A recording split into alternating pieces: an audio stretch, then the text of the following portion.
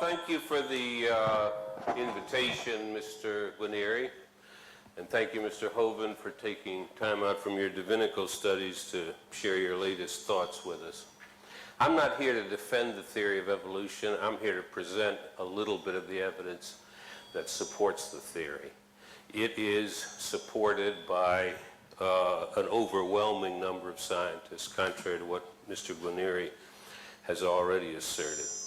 Now, I'm going to talk on fossils and I'm going to talk on genetics. I want to talk on fossils for the first 15 minutes because I believe they're the key to the subject. If there were no fossils at all, I'm not sure we would be here today. I'm sure that it would have taken Darwin a good bit longer to figure out a theory of evolution. Imagine that creatures happened to just vaporize when they died, so they left no traces at all.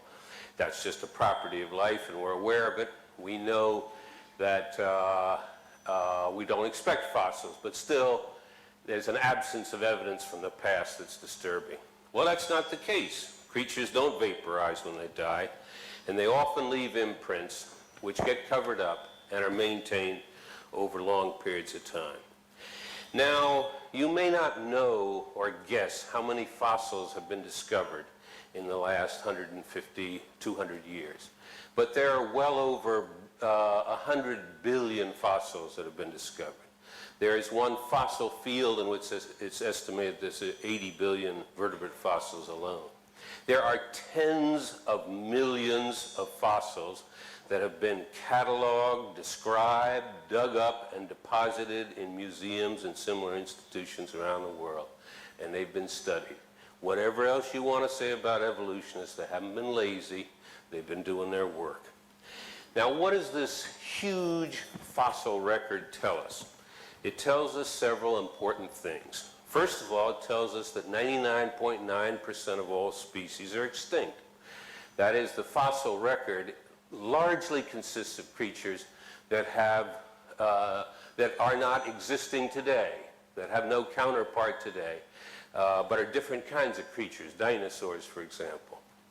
Okay, so for every one species today, there were 1,000 that went extinct. Furthermore, the fossil record, you know, I'm wondering if this thing is causing the feedback here. Oh, okay.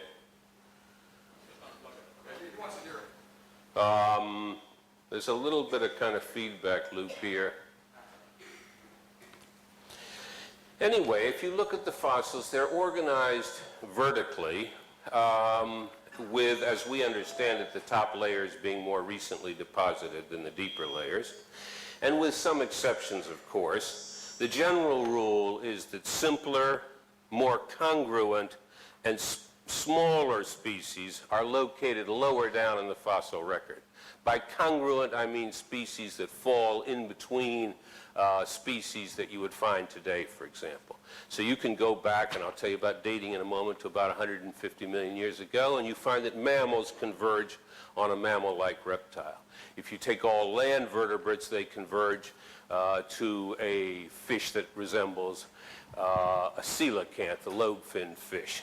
Now, the third thing that's worth mentioning is this same pattern is found the world over, again with exceptions, but you can line up strata in Australia, you can line up strata in Europe, you can line up strata in North America, and you find similar sets of creatures as you go down similar levels. Now, this pattern alone, with no other argumentation, suggests at once evolution through time, because you expect creatures to begin small, simple, and congruent. You expect higher strata to be more recently deposited. You expect creatures to become more complex over time, to increase in average size over time, and to diverge, which is exactly what the fossil record shows. Now, in addition, we have a completely independent system for timing these fossils. And this is dating the systems that's been developed by geologists based on chemistry and physics. It has to do with the radioactive decay of unstable isotopes. So, for example, carbon-14 is produced, we know, in the outer atmosphere. It is taken up by living creatures, but it decays. However, in the living creature, it reaches a steady state because it's continually taking in new carbon-14, and these steady states are well studied. When it dies, it no longer takes in any calcium-14. The calcium-14 in it just decays, and it decays, so far as we know, at a steady rate.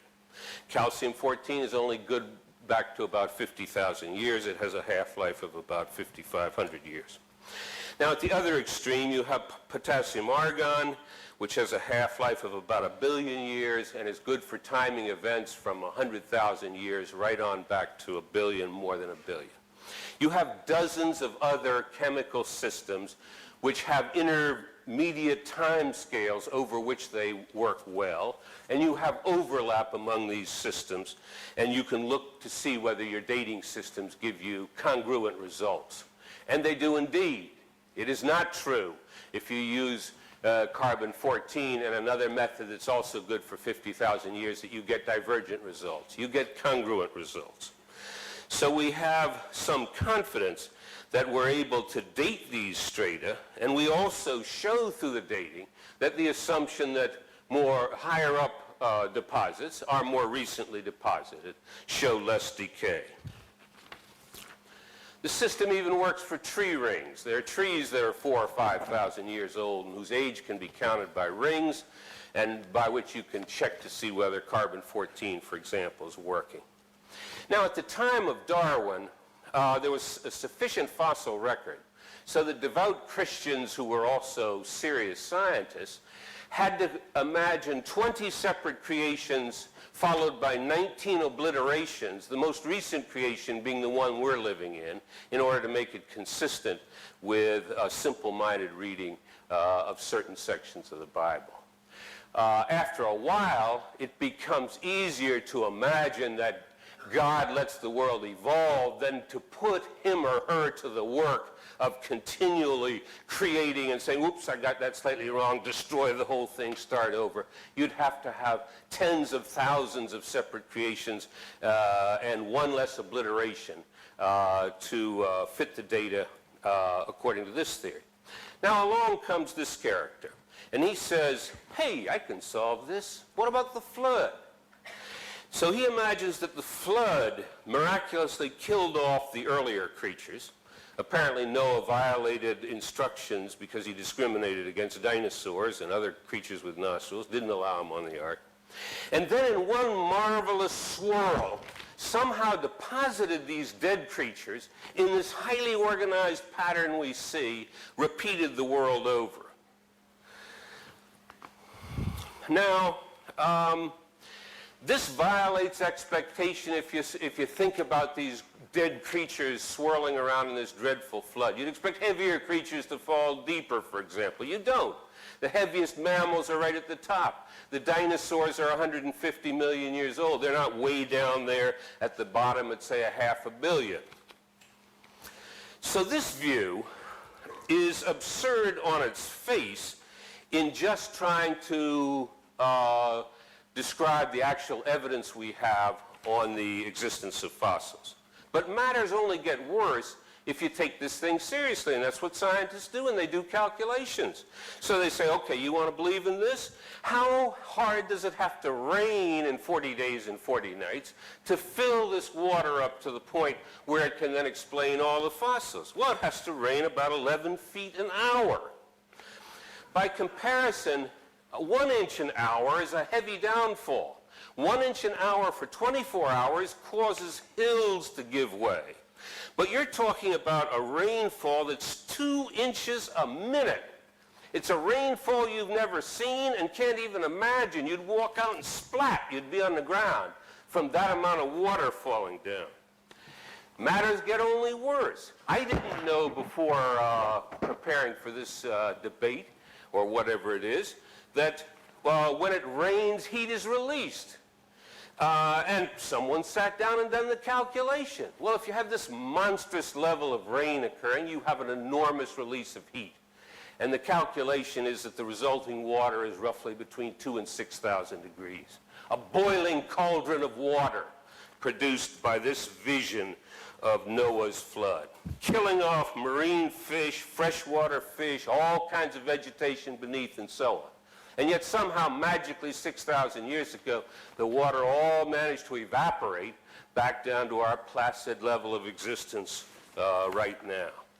Now, there are big absurdities and there are small ones. A small absurdity has to do with fossil footprints. I've seen hominid fossil footprints in Olduvai Gorge dated to 3 million years ago, look human, but they're smaller. I've seen dinosaur footprints. I've seen bird footprints. How on earth are all these creatures able to leave footprints with this massive rain coming down, scouring whole hills down to nothing, but magically leaving fossil footprints? Then you've got other problems. The fossil records show that recent creatures in the fossil record, just below the top, are located where the current ones are. So you find marsupial fossils in Australia. Now, how do you assemble these creatures? Noah sends word, I need 2 lions from the Serengeti, male and female. I need 2 kangaroos from Australia. And don't exhaust yourself on the trip here, by the way, because you've got a hell of a trip back. You're going to be walking on mud hundreds of feet deep just to get back to where you belong. And matters are worse still. What about disease? Almost all human diseases have to live inside humans. There are some, like malaria, that have a mosquito intermediate host, but the rest go just human to human. So those 10 humans on Noah's Ark have got to have between them all the human diseases. Of course, if you've got a creative mind and unconstrained by reality, you can invent an ad hoc hypothesis for that. The diseases came from other creatures, but they left no remnants back in those other creatures. Our diseases do not resemble closely the diseases of other creatures, and the same argument that applies to us applies to every one of the other species on the Ark too. In other words, when they call for 2 lions from the Serengeti, they say, and be sure one of you is bringing half of all lion diseases and the other's bringing the other half. Sick unto death they have to be to maintain biological diversity of diseases. So to summarize, we're being asked to replace a coherent, logical story based on millions of pieces of evidence, carefully analyzed and organized, and are offered instead a fanciful tale with a dreadful view of God's world, a cataclysmic world, a disaster of unimaginable proportions, which nevertheless had the magical power to produce a fossil record that imitated what you'd expect if evolution took place. I thank you.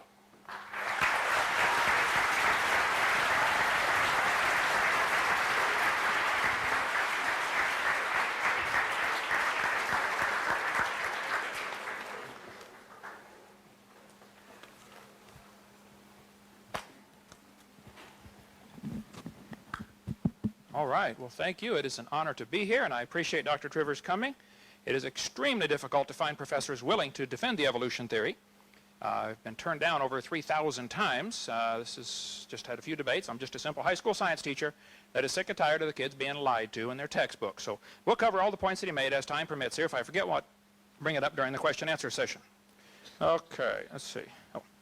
Let me present the creation viewpoint clearly and succinctly. So people say, you guys don't have a model that you offer. Yes, we do. It's very simple.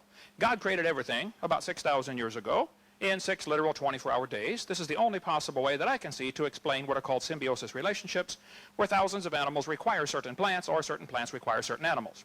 For instance, in the termite's gut, there's a little critter that lives in there that cannot live outside the termite. The termite cannot live without that little critter in there. Which one evolved first? And how did it live for millions of years without the other one? That is only one of literally billions of examples that can be found in nature that are best explained by a simultaneous creation just in a few short days. Then I believe there was a worldwide flood about 4,400 years ago that completely destroyed this planet. I think that's the only logical way to explain the fossils. There's a phenomenon that takes place during floods called a cavitation, and another one called liquefaction. We can get into a bit more of that later. If you shake up a jar of dirt with water in, it'll automatically settle into layers for you. And it's interesting, during liquefaction, when if you go out to the beach, like I live in Florida, 6 miles from the beach, if you go stand knee-deep in the water, as the waves come by, the high part of the wave is higher and heavier than the low part of the wave. This presses down on the sand, and then when the low part comes by, it relieves the pressure. And if you go underwater with goggles, you can actually see the sand grains hopping up off the bottom. And particles are automatically sorted based upon their density just by the pressure of the waves coming past. During Noah's flood, you'd get a liquefaction problem that would be incredible because you'd have no continents to restrict the tides, and the tides would be probably a 200-foot tidal change during Noah's flood, explaining the sorting of the fossil record. Reptiles are found in a similar layer because reptiles have similar body density. There's a lot of reasons. We'll get into more of that later. So the Bible view teaches that before the flood came, the people lived to be 900 years old. There are thousands of legends from around the world of cultures talking about what they called the Golden Age, when people used to live to be 1,000. I mean, the Greeks talked about it, the Babylonians, the Sumerians, and the Bible certainly says Adam was 930 when he died, and everybody before the flood lived over 900 years. Reptiles never stop growing, and as well as squids and most octopus and stuff like that, they simply never stop growing. So I believe before the flood came, the reptiles grew to be huge, and dinosaurs were big lizards that lived with Adam and Eve in the Garden of Eden. Just giant lizards. And then Noah took them on the ark, probably babies. He was smart enough to figure out, just bring 2 babies. Be sure to get a pink one and a blue one, though. And so that's the Bible view, that dinosaurs were called dragons through most of history, since the word dinosaur wasn't invented until 1841. And people throughout the last 6,000 years have killed nearly all of them. There may be a few stragglers still around. There's certainly been an awful lot of sightings of various creatures, and that's the study of cryptozoology. There's a couple pictures of ones that washed up on the beach in California in 1925 on my website if you care to go there. So science means knowledge, to know. It is systemized knowledge derived from observation and study. There is no observation that tells us a dog ever came from a non-dog. Now, if you'd like to believe that, that's perfectly fine, but that is not science. Evolution, whatever it is not science. It is a religious worldview that people choose to believe in, and that's perfectly fine. You can believe whatever you want. But I, for one, am sick and tired of them taking our tax dollars to teach this religion in our school system. That's my take on it.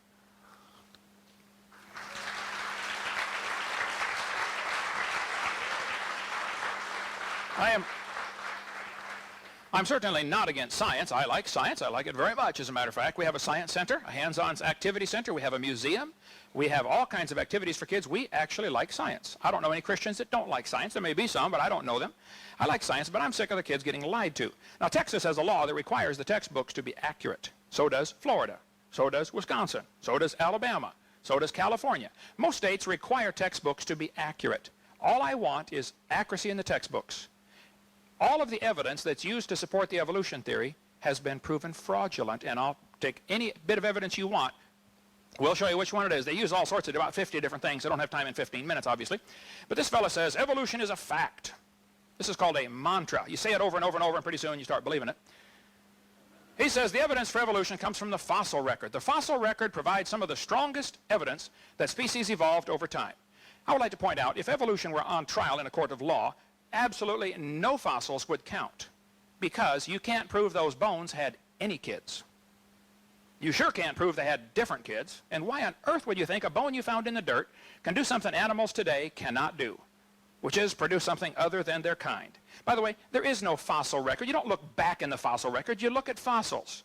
You put an interpretation on them, but they don't come with a date on them, and they don't come with a card saying this was, made by a dinosaur 80 million years ago. So when somebody says we looked back in the fossil record, you don't either look back in you dig up a fossil and it's 2003. Okay, you're putting your interpretation on that bone, but you don't know for sure when that thing lived. The word evolution has 6 different, totally unrelated meanings. First, there would have to be cosmic evolution. This is a major obstacle the evolutionists have to overcome. You have to have somehow the beginning of time, space, and matter. The Bible answers that in 10 words. In the beginning, God created the heaven and the earth. Then you have to have chemical evolution. I've never had an evolutionist tackle this one. I wish they would. Because if the Big Bang theory is true, the Big Bang made hydrogen and possibly some helium. Well, how did we get 92 elements plus the synthetic ones? I know you can fuse them in stars, but then you can't get past iron with fusion. So you got a real problem here. And then we'd have to have stellar evolution. Stars would have to evolve. Nobody's ever seen a star form. They've seen a couple of spots get brighter, and they say, oh, wow, a star forming. You don't know what star's forming. It could be the dust is clearing. There's a star behind it. There's no proof any star's ever formed out there in space that we've seen form, but we see them blow up all the time. They're called novas or supernovas. That's the opposite of evolution. It's backwards. There's enough stars out there that everybody can own 2 trillion of them to yourself. I mean, it's not like there's a lack of stars to go around. Those are the ones we know about. We don't know about the ones that we don't know about. Then we'd have to have what's called organic evolution. Somehow, somewhere, long ago and far away, life has to get started from non-living material. The evolutionist is left with a very embarrassing position in believing something that's been proven wrong for over 100 years. He still believes in spontaneous generation. Life had to get started from non-living material. Now, I don't want to hear about all the experiments. You say, well, it might have happened, or we might be able to do it someday. The fact of the matter is, it's a religious belief. You have to believe that it happened. And you're welcome to keep that belief. I don't care what you believe. But don't call it science. And don't make everybody else learn that junk. You keep it at home or start your own private school and teach evolution to anybody that wants to pay and come learn it. Okay? Then we have what's called macroevolution, whereas an animal changes from one kind to another. Nobody has ever seen a dog produce a non-dog. Never. Science is things we can observe and test and demonstrate. All of human history shows us dogs produce dogs. Period. Microevolution, I think, is a lousy word and we shouldn't use it, but they do, so I'm going to explain what it means. It actually means just a variation within the kind. Variations certainly happen. Sometimes some real bizarre variations happen, but they're still the same kind. The first 5 meanings of the word are purely religious. What happens, though, students are given one definition of this word evolution, and then they switch the definition on them. It's called bait and switch. According to the Big Bang Theory, 18 to 20 billion years ago, all the matter in the universe was concentrated into one very dense, very hot region that may have been much smaller than a period on this page. Man, that's one crowded dot. For some unknown reason, this region exploded. It's called the Big Bang. They cut down a tree to print that. Where's Al Gore when you need him? That's what I want to know, yeah. This textbook says 4.6 billion years ago the Earth cooled and formed a rocky crust. Yes, boys and girls, the planet Earth cooled and a rocky surface was created. And then as the Earth formed, the surface was similar to the moon. It was hot and there were large pools of bubbling lava. Oceans formed as it rained on the rocks for millions of years. Yes, millions of years of torrential rains created great oceans. And swirling in the waters of the oceans is a bubbling broth of complex chemicals. Progress from a complex chemical soup to a living organism is very slow. Well, I guess it is. Doesn't even happen. That's how slow it is. This college textbook says the first self-replicating systems must have emerged in this organic soup. So I think a fair representation of the evolution theory would be 20 billion years ago there was a Big Bang. Some say 16, 15, whatever the number. You pick it. I don't care. And then 4.6 billion years ago the Earth formed. And it rained on the rocks for millions of years and turned them into soup. And the soup came alive somewhere around 3 to 3.8 billion years ago. And this first life form found somebody to marry. There's a good trick. And something to eat, of course. And slowly evolved into everything we see today. So great-great-great-great-great-great-great-great-grandpa was soup. Now,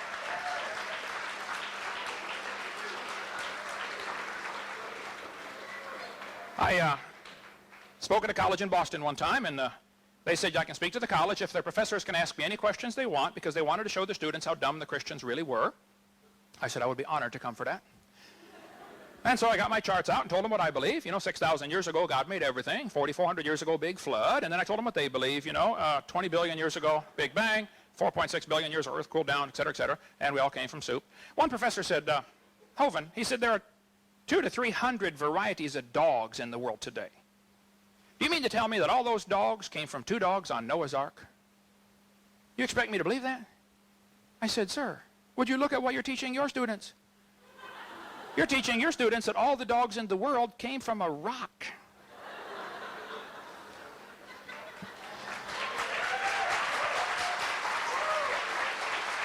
Now,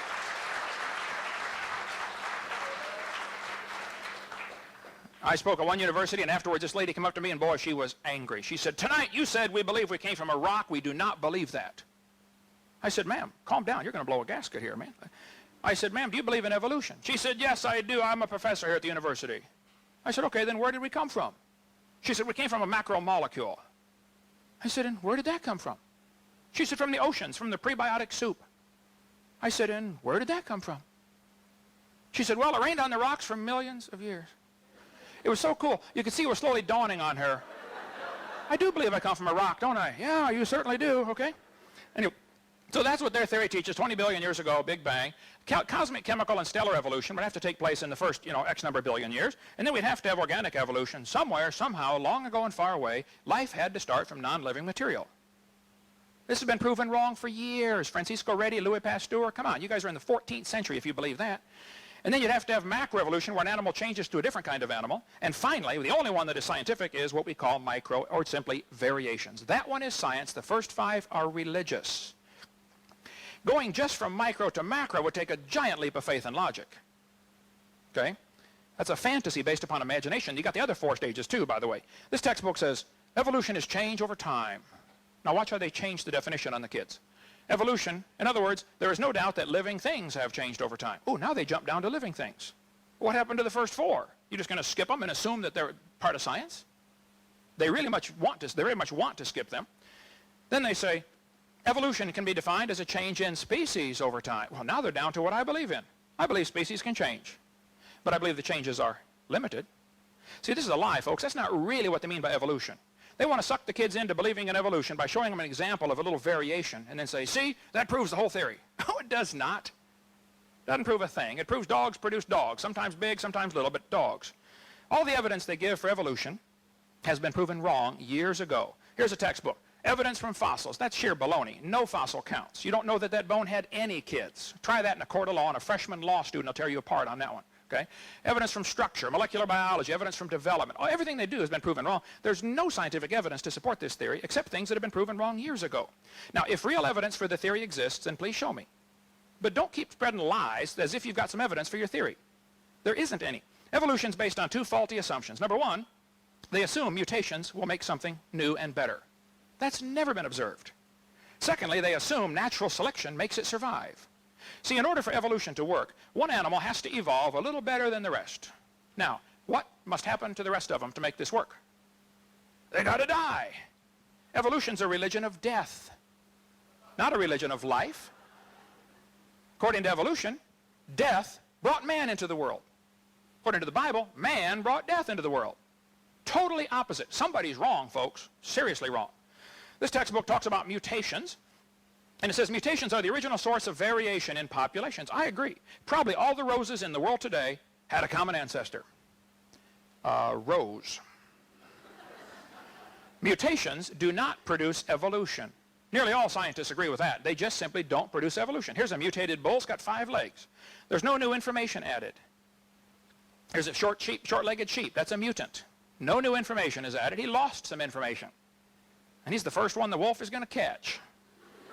There's a 2-headed turtle. That's mutant. It's not ninja, but it's mutant, okay? Now, he's going to freeze first winter. Nobody makes a double-neck turtleneck sweater. They don't. Okay. Scrambling up letters from the word Christmas will get you all sorts of different words, but you will never get Xerox out of Christmas. The letters aren't available. And scrambling up an existing gene code, which is what a mutation does not give you some new, improved information. It doesn't do it. This textbook shows the kids a 4-winged fly. And it says normal fruit flies have 2 wings. This mutant has 4, and by the way, it cannot fly. It says this rare mutation, like most mutations, is harmful. Now watch this. Beneficial mutations are the raw material for natural selection. Well, excuse me, why didn't they show us a beneficial mutation? Why did they show us a bad one and tell us about the good ones? Show me a good one. There's never been one. One professor said, oh, there's a good mutation. People in Africa that get sickle cell anemia cannot get malaria. I said, well, that's brilliant, sir. That's like saying if you cut off your legs, you can't get athlete's foot, you know? That's just brilliant. They tell the kids evolution and natural selection go together. This one says natural selection causes evolution. Oh, come on. Natural selection selects. It doesn't create anything. Here's the world's smallest horse. Pretty tiny, useless, doesn't bark. I mean, what good is it, you know? Natural selection does not create. How people got this crazy idea that natural selection is a creative force, I don't know, but it's not. It doesn't create a thing. It just simply selects. It's a quality control. And if we had time, we'd get into a lot more of that. Quality control does not change the car to an airplane if you select all the bad cars. Okay? Everything in nature was designed. And if you don't like that, I'm sorry, but there is a designer, and we're going to all stand before him one of these days. Maybe pretty soon. Thank you so much.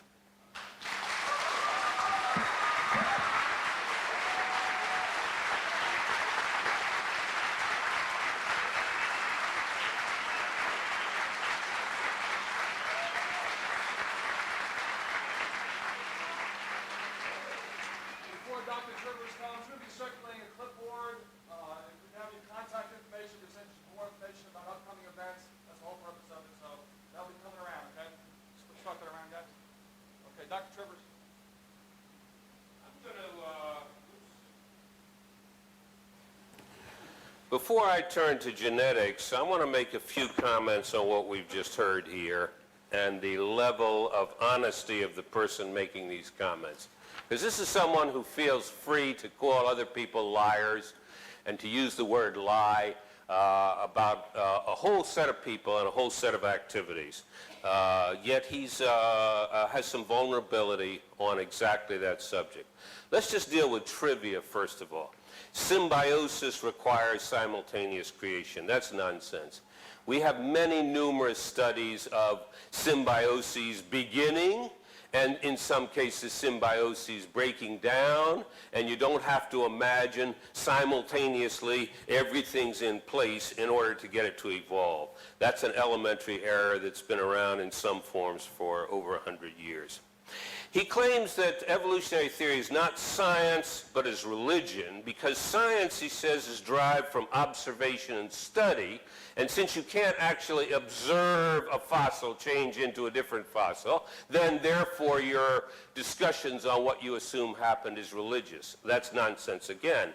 There are all kinds of observations you make and studies you make that lead to inferences and conclusions from which you can derive a given result. So that's fatuous, that we're talking about opposing religious schools. Now, regarding his infatuation with the term liar, I urge on you two websites that you can go to if you want a deeper knowledge of this. One is www.talkorigins.org, and that'll deal with very detailed refutations of the bizarre story he's peddling about how this universe came about. There is one that may appeal to some of you in this audience even more. It's called AnswersInGenesis.org. It is an explicitly Christian website, but it has a subsection called Arguments Creationists Should Not Use, and this is devoted to arguments that this character has used in the past and that are recognized as being dishonest in content and almost certainly dishonest in intent, including various kinds of lies he's told about Darwin's deathbed conversion, about Thomas Henry Huxley talking about free sex, a basking shark found off of Japan really being a plesiosaur, and so forth and so on. I don't have the time to deal with this kind of trivia, but I urge you, if you've got an interest in a slightly more mature Christian creationist approach, to check Answers in Genesis, or if you're interested in the evidence more broadly, to check talkorigins.org.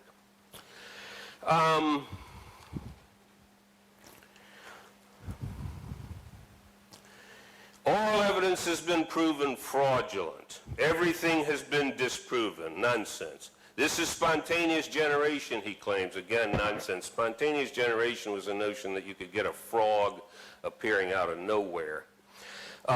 Mutations never make things better. Now, that's a lie. We have many examples of mutations that are beneficial, including, for that matter, the mutation that in heterozygous form, that's where you have one of them and you don't have the other, provides you with protection from malaria.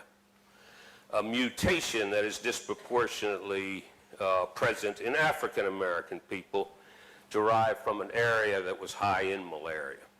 And then he repeats an old canard: natural selection does not create, it only destroys, it only selects.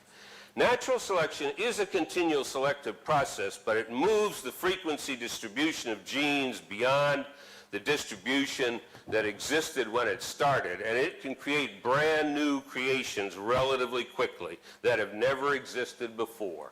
It's elementary.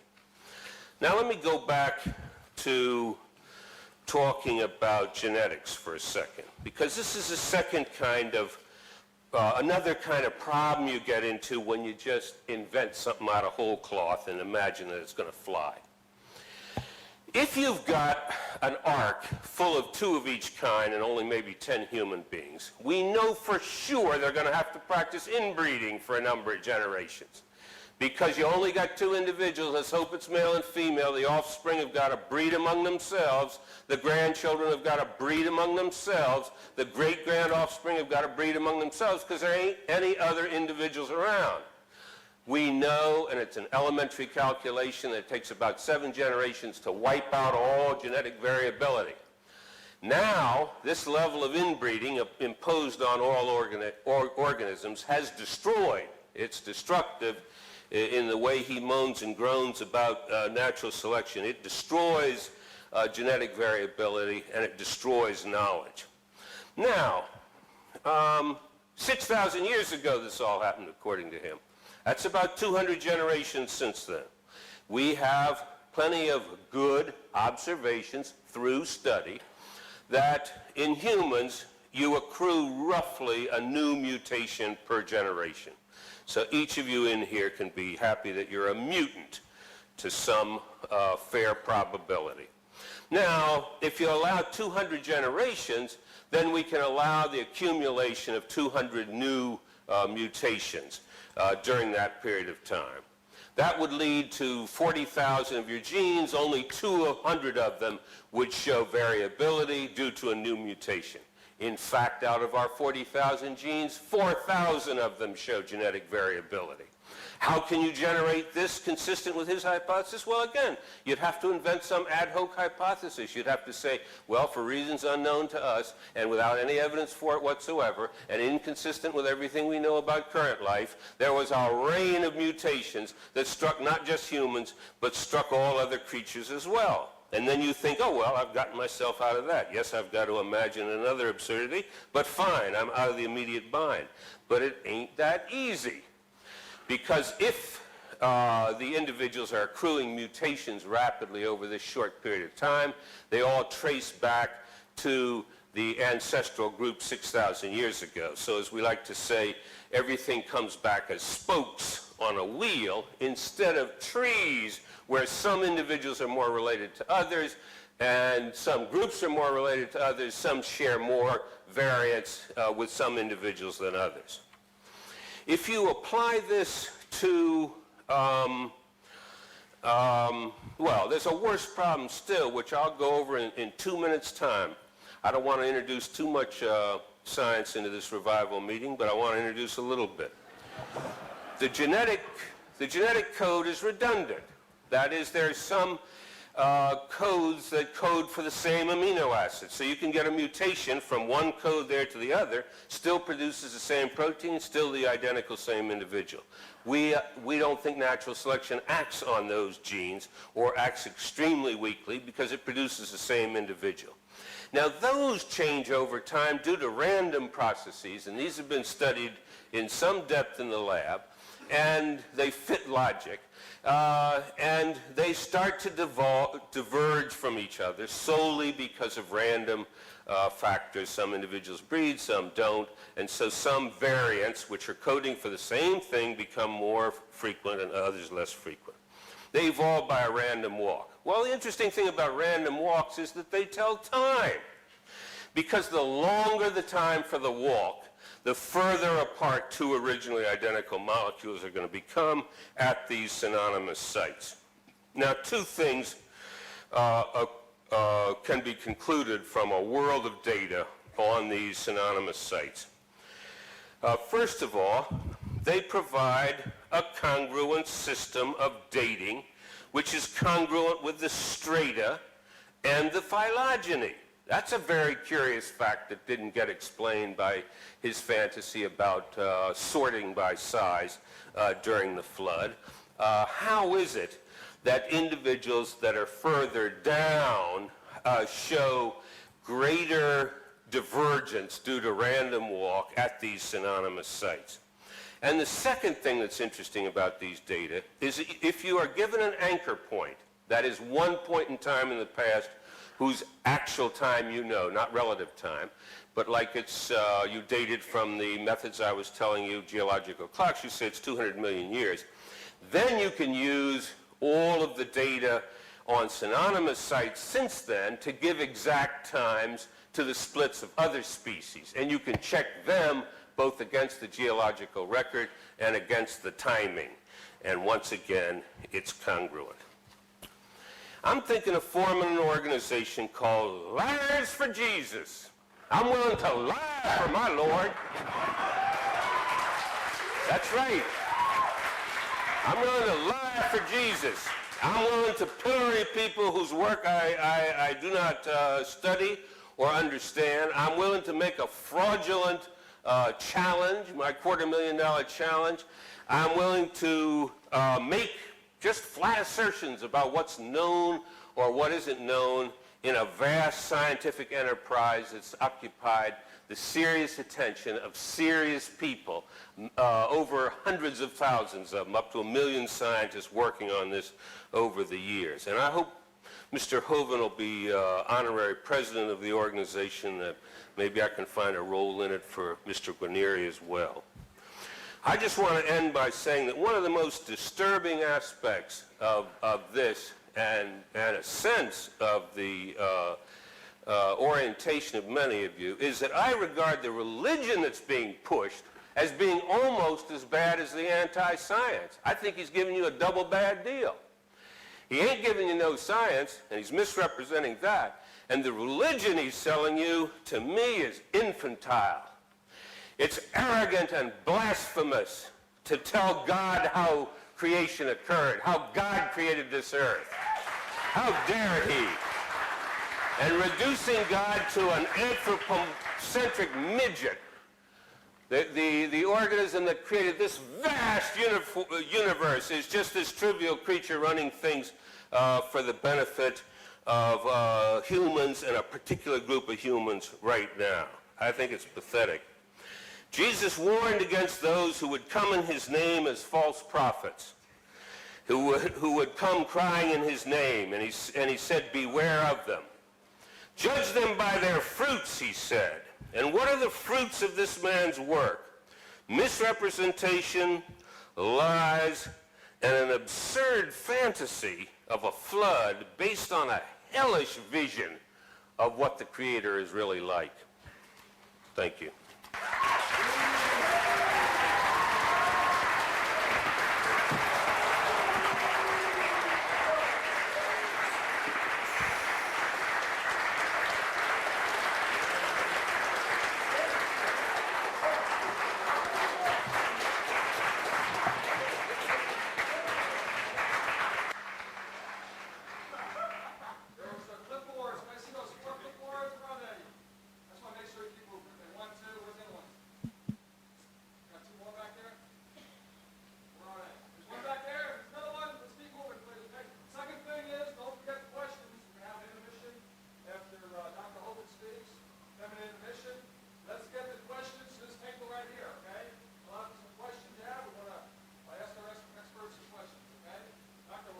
All right, thank you, sir.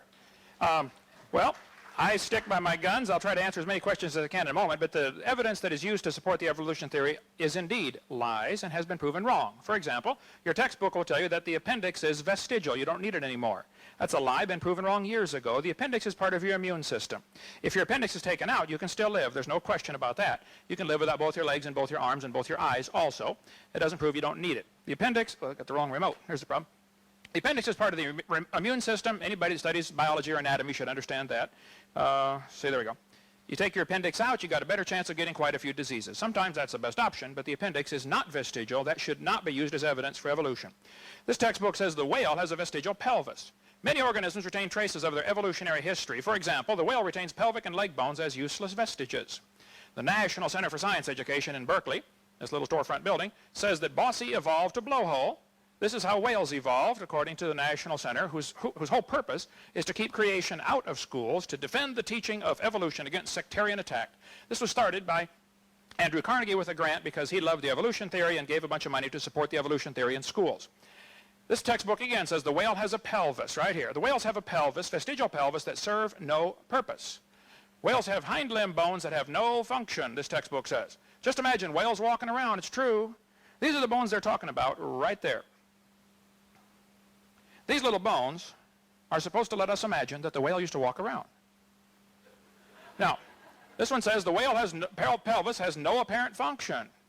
The whale's pelvis is evidence of its evolution from four-legged land-dwelling mammals. Now, this is simply a lie. Those bones are part of the whale's reproductive system. The male and female whales have different bones there. Whales are pretty big, and that's part of the reproductive system. It has nothing to do with walking on land and never did. Okay?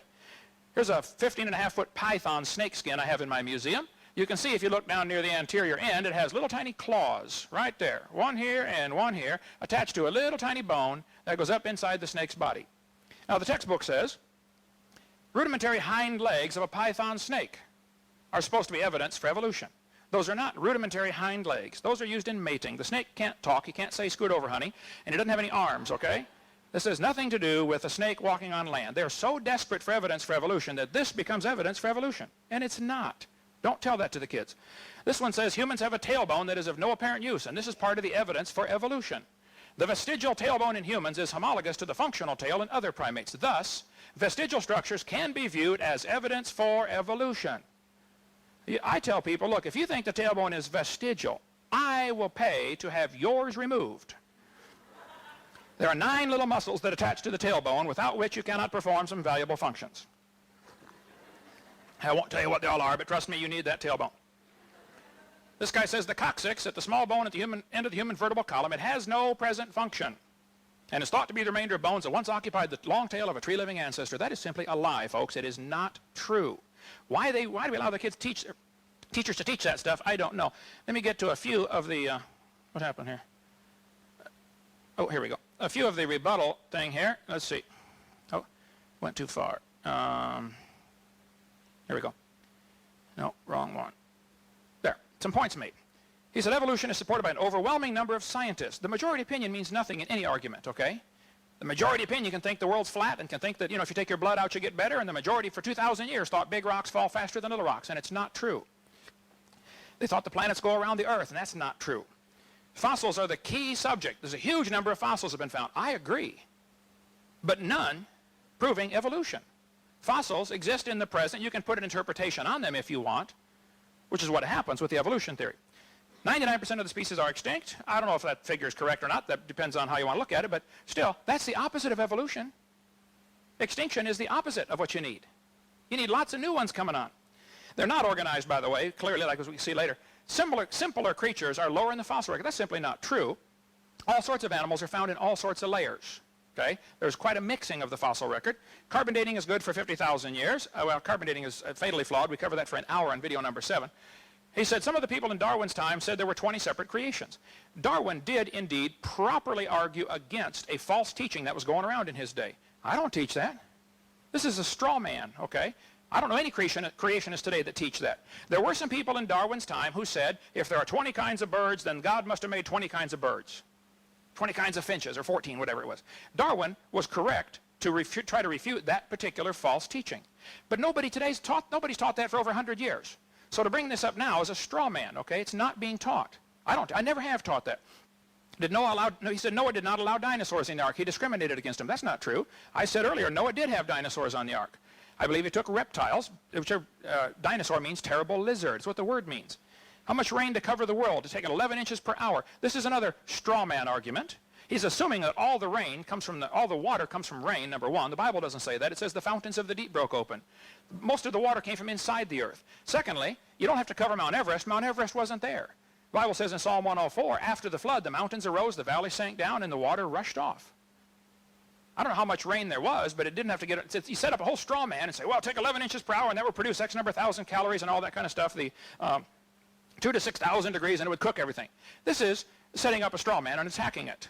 I don't know anybody that says that, and in the creationist viewpoint, most of the water came from inside when the fountains of the deep broke open, and that's why we have all the fault lines today. The earth is busted up into plates. He said he's looked at fossil footprints that are 3.5 million years old. They're like ours, but they're smaller. Well, if you find footprints that are like ours, what should you conclude? A human walked there, maybe. A lot of people studied those footprints in Lake Tolly and said, boy, if we didn't know they were so old, we'd think a human walked here.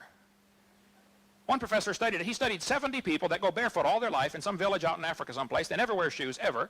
And he said their footprints that they make are exactly like the ones in Lake Tolly. Okay, well, you found some footprints fossilized in the ash. They're assuming they're 3.5 million years old. That's baloney. They're not 3.5 million years old. Nothing is. He said marsupial creatures are found in Australia. I agree. Marsupials tend to be less aggressive. I've been to Australia. You can walk up to the koalas and they'll, pick them up and they're cuddly to some extent. I think after the flood was over, when the animals got off the ark, the less aggressive ones would continually be driven to the fringe by the more aggressive ones. And then as the water slowly came up, as the ice caps melted, I believe the ice caps probably lasted 200 years after the flood. If there was ice caps clear down to Kansas City, Missouri, the oceans would be lower by a few hundred feet. And now you can actually walk any place in the world. There are underwater land bridges everywhere. Between Australia and Vietnam, the water's 50 or 60 feet deep. Between Russia and Alaska, the water's 60 feet deep. The English Channel, the deepest point in the English Channel is 150 feet from here to that back wall. I mean, it's not like we look at the ocean and say, wow, it's deep, it's blue, it must be deep. No, there's a lot of real shallow parts. So I think by just having larger ice caps during the flood and after the flood, there would be lower ocean levels connecting all the continents. The kangaroos had probably a couple of hundred years to walk or migrate to Australia, and it just happened as the ice was melting back and the water's rising, they ended up trapped. That's a much more logical explanation than to say kangaroos came from a rock 4.6 billion years ago. He said he wants to replace a coherent, logical story. Evolution is not coherent nor logical. There's no evidence for it whatsoever. Based on millions of pieces of evidence, I would like to see the best evidence anybody has. Just show me the best one anybody knows of for evolution. Bring that up during Q&A, please. Level of honesty. Yes, I think if somebody uses information that's been proven wrong years ago, they're liars. Ernst Haeckel said that the embryo growing in the mother has gill slits. That was proven wrong in 1874. Anybody that knows their biology knows that embryos do not have gill slits. So don't tell people they do. They're lying to tell them they do. Symbiosis can evolve. Well, you can dream about that. Depends on, I guess, how intensive a level of symbiosis you want. Evolution's a religion. Inferences and conclusions drawn from fossils. Again, fossils don't count. Answers in Genesis. I am good friends with Ken Ham. I love his ministry. I sell his books. I link to his site. He doesn't like me for some reason. That's fine. He said I use arguments that are dishonest. For instance, Darwin's deathbed conversion. I have never used that. I defy anybody to show me any time in my seminar where I've used that. Answers in Genesis is correct. That argument should not be used. His wife, Darwin's wife, apparently made up the whole story about him converting on his deathbed. The story's not true, and I don't use that. As far as Huxley and his morals, well, let me show you what Huxley said, since I get accused all the time of, hang on here. Let's, Huxley said in, now it is correct that I had the wrong Huxley. I said Thomas Huxley. It was actually his grandson. Grandson Julian Huxley said, I suppose the reason why we leapt at the origin of species was that the idea of God interfered with our sexual mores. He said that on a television interview. Julian Huxley, the head of UNESCO. He said the reason we like this evolution theory is because it interfered with our sexual mores. We don't want God telling us thou shalt not commit adultery. Professor Roos, Michael Roos, University of Guelph, said, evolution is promoted by its practitioners as more than mere science. Evolution is promulgated as an ideology, a secular religion, a full-fledged alternative to Christianity, and with meaning and morality. I am an ardent evolutionist and an ex-Christian. But I must admit, and this is but one complaint, and Mr. Gish is but one of many to make it, the illiteralists are absolutely right. Evolution is a religion. This was true of evolution in the beginning, and it's true of evolution still today. Arthur Keith, who wrote the foreword to Darwin's 100-year anniversary book, anniversary publication, said, evolution is unproved and unprovable. We believe it because the only alternative is special creation, and that is unthinkable. Professor Louis Bonheur said, evolution is a fairy tale for grown-ups. The theory has helped nothing in the progress of science. It is useless. Malcolm Muggeridge said, I'm convinced the theory of evolution will be one of the great jokes in the history books of the future. Evolution is a dying religion, and all religions die hard. I mean, when they burn people at the stake for daring to suggest the Earth was not the center of the solar system. And as evolution slowly dies in our culture, you're going to see real vehement attacks. I mean, people get fired from universities like this for daring to question evolution. It's a dying religion, folks. You ought to get off the bandwagon, okay? Scientists who go about claiming evolution as a fact of life are great con men. The story they are telling is the greatest hoax ever. In explaining evolution, we do not have one iota of fact. Fred Hoyle, famous astronomer from Europe, said the only way life could have come into existence is because some superintelligence having created it. Well, we could talk for hours on this one. Let me get back to where we were if we got a few seconds left here. Okay.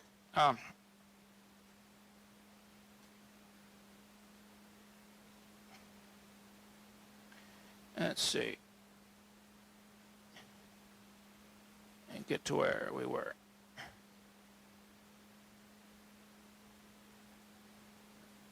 All evidence has been proven wrong. I stick by my guns. There are no beneficial mutations. But it looks to me like he wants it both ways here. He wants to say 7 generations of inbreeding will wipe out the variability, and then turns it around and says there's not enough time to get all these variations we have. I think he's arguing out of both sides of his mouth there. I cover, let's see. I did not get into some levels of some other examples of lies in the textbooks that are used to support the evolution theory. How much time? Textbooks tell the kids that the horse evolved from a 4-toed horse, okay? This biology book admits this included much repeated gradual evolution of the modern horse has not held up to close examination. 50 years ago, G.G. Simpson, a very famous brand name evolutionist, said the evolution of the horse family was unintentionally falsified. It's been proven for 50 years the horse story that's in your textbooks is not true, but they're still teaching it. Simpson said the uniform continuous transformation of the horse series basically did never happen in nature. But they say they have evidence. This is one of the best evidences used for evolution. Darwin considered this the best piece of evidence for his theory. He said the embryo growing in the human has gills. This textbook says the presence of fish-like structures in embryos of different species shows that these animals have evolved from fish and share the basic pattern of fish development. They want you to think that's gills like a fish? That's simply a lie, folks. That's been proven wrong 128 years ago. Those are not gills. Those little folds of skin develop into bones in the ear and glands in the throat. They never have anything to do with breathing. I've seen people that have 5 or 6 chins and they can't breathe through any of them but the top one, okay? This is simply a lie.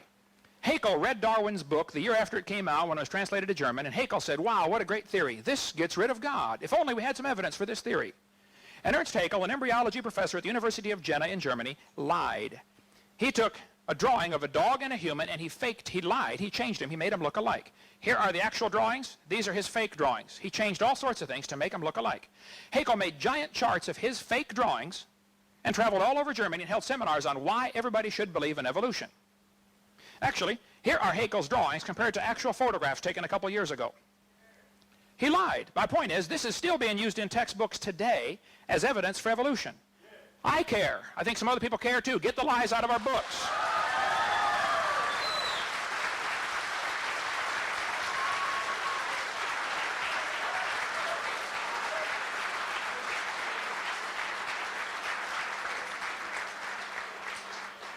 My point is, if you have some evidence for evolution, then show me. But don't lie to the kids. Don't tell them the embryo. Officer, if you can keep it in line, please, okay? I don't want to have to you waste my time. We'll be glad to take questions, okay? But grow up a little bit, wait your turn, okay? This is simply a lie, but it's used in textbooks all over the world. It was proven wrong in 1874. Here it is in a 94 textbook. Here's another 94 textbook. Here's Tim Barra still teaching it. Ken Miller still teaching it in a 1998 textbook. I could talk for hours. I debated Ken Miller. Here's a 98 textbook used in Pensacola, Florida, still teaching the same lie. This one says they suggest evolution from a common ancestor because of the presence of gills. This is simply not true. Here's a 2001 textbook used for junior high saying that the similarities provide evidence that these 3 animals evolved from a common ancestor. Now look, that's not true. They don't provide such evidence. But the books teach this over and over and over. It's in books. I've been to 30 countries in all 49 states. It's in books all over the world, folks. They're teaching the same thing. They're saying it's not a human yet. It's a human at conception. Every doctor knows that. They teach it doesn't have gill slits. This is baloney. So if you have evidence for evolution, show me, but don't lie to these kids. Come on. We can go for hours and hours on lies in the textbooks. All I want is very simple. Get the lies out of the books. Then the books will be fine. There's a lot of good science in the books. We're not against science. But we're against supporting a lousy theory with false ideas, that's all. Let's just teach the truth. Teach science to the kids, and I think you'll find evolution will have to slowly slip through the cracks, and that's what they're really worried about. Thank you so much.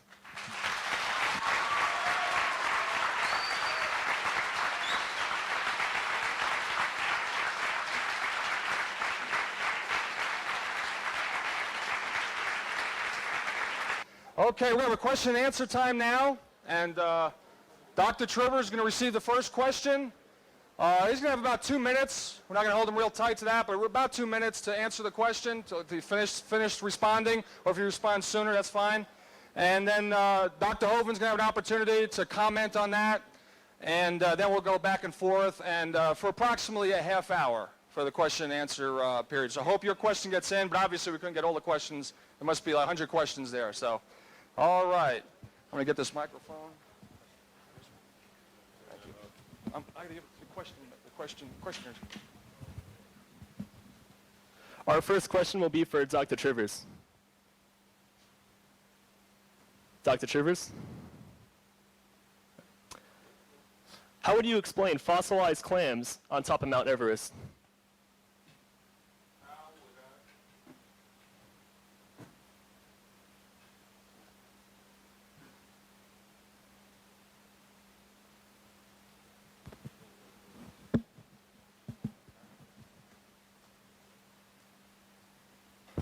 Oh, I see. Okay, now it's working. Question is, how would I explain fossilized plants on Mount Everest? And assuming there are fossilized plants on Mount Everest, I wouldn't have any great difficulty. What's that? What did I say? Fossilized clams. What did I say? Huh? Yeah, what did I say?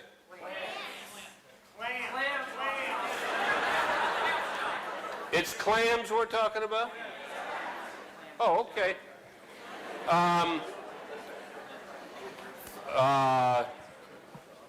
So that we're all on the same page, the question has to do with fossilized clams, not plants on Mount Everest.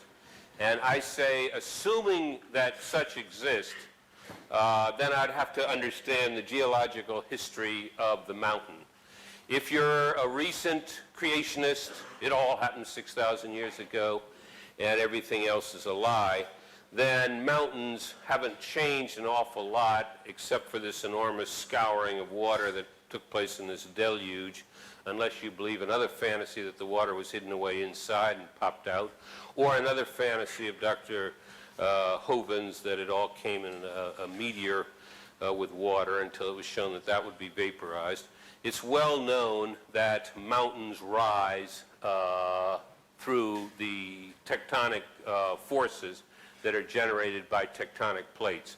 So I'll just switch it. I don't know Mount Everest, never been there, but I have spent a lot of time in Jamaica, and it is well known that the mountain in Jamaica, which is 7,600 feet, came up from the ocean. On my own property that's about 2,000 feet up, not on a mountainside, you can find limestone, which of course is being generated by living creatures in coral reefs. And within the limestone, you can find clams and other kinds of marine creatures, and in some cases you can find ones that don't exist now. In fact, if you study the whole structure of the area I live in, you see repeated areas of limestone, just as you would expect if the earth was rising. And as it first comes above the water, you've got these coral reefs forming, and then as it continues to rise, those coral reefs are above water, they dry out and become limestone. Thank you. Dr. Hovind? Okay, here's a public school textbook saying climbers reaching the top of Mount Everest plant their victory flags over the remains of animals that once lived in the sea. It's a simple fact that the top 3,000 feet of Mount Everest is indeed full of sedimentary rock loaded with seashells. Here's an article from the paper last year, 2 years ago. Paleontologist, whatever his name is here, rests on a giant fossil oyster found in Peru. More than 500 giant fossil oysters were found 2 miles above sea level, some of which are 11.5 feet wide and 661 pounds. Well, interesting. These oysters are in the closed position. Petrified clams in the closed position are found all over the world, including the top Mount Everest. Now, when a clam dies, it opens. You can walk along the beach and find a billion seashells. You hardly ever find a matched pair, and you don't find them closed if they're dead. They open, the muscle relaxes, it's just a natural response. So I think the best explanation of petrified clams, and sometimes they're found up to 10 feet thick, solid petrified clams, jammed in there, closed and petrified. To me, it's not a problem. The flood would have underwater, what are called turbidity currents, mudslides underwater, move incredibly fast. There was one turbidity current that cut the transatlantic cable years ago. They said it had to move 70 miles an hour underwater, the mud flow. I think during the flood in the days of Noah, you would get incredible turbidity currents that would bury beds of clams, and when they wake up dead, they can't open. And so they end up getting petrified. And then the Bible says in Psalm 104, the mountains arose, the valleys sank down, and the petrified clams on top of Mount Everest are absolutely no problem for my worldview. Okay, thank you. Next question. Next question is for Ken Hovind, Dr. Ken Hovind. Please explain the assumptions in carbon-14 dating. I have about, so, who knows, 5,000 or 6,000 or 7,000 slides in my presentation. So it would really help if you ask the questions in the same order that I have the same in the answers, you know. Carbon dating is based on quite a few obvious assumptions. I'll give you a quick analogy. I covered this for an hour on video number 7 if you want to get the good detail. If I asked you to fill a barrel with water, but I had drilled holes in the barrel, while you're filling it, it's leaking. At some point, you're going to reach a stage called equilibrium. You can't fill it past that point unless you speed up the intake or cut down the outgo. The atmosphere is receiving carbon-14. It's actually being manufactured by radiation striking nitrogen, and it's turning it into carbon-14, which is a radioactive isotope, unstable, lasts 5,730 years, according to most scientists. Well, at some point, the Earth's atmosphere would have to reach equilibrium. If you just created a brand new planet Earth, stuck it out there, poof, got it spinning around the sun. Willard Libby did quite a bit of study on this. He invented carbon dating. And they said it would take about 30,000 years for the atmosphere to reach equilibrium. In other words, it's being created and being destroyed simultaneously. So within 30,000 years, the atmosphere would equalize. Then Willard Libby said, well, we know the Earth is millions of years old. Mistake number 1. Therefore, we can ignore the equilibrium problem. Mistake number 2. Earth's atmosphere has still not reached equilibrium. Radiocarbon is forming 28 to 37% faster than it's decaying. Carbon dating is an excellent proof the Earth is less than 30,000 years old, probably much less than 30,000 years old. When you go to date animals to test their age with carbon dating, you get really wild numbers. I don't have time to go through all the other assumptions based on like the rate of burn, etc. But I can just give you a few examples showing you that it doesn't work. Living mollusk shells, carbon dated 2,300 years old. Freshly killed seal, carbon dated 1,300 years old. Shells from living snails, carbon dated 27,000 years old. This guy said if a carbon date supports our theories, we put it in the main text. If it does not entirely contradict them, we put it in a footnote. If it's completely out of date, we just drop it. This guy says, no matter how useful it is, the radiocarbon method is still not capable of yielding accurate and reliable results. There are gross discrepancies. Their chronology is uneven and relative, and the accepted dates are actually selected dates. The whole blessed thing is nothing but 13th century alchemy. It all depends upon which funny paper you read. Here's one part of a mammoth, 29,000 years old. Another part's 44,000. Same animal. That's a slow birth. 30 seconds. Well, we could talk here a long time. Geologic column. Okay. The lower leg of a mammoth dated 15,000 years old. The skin was 21,000. It just doesn't work. I'm sorry. It doesn't work. Thank you.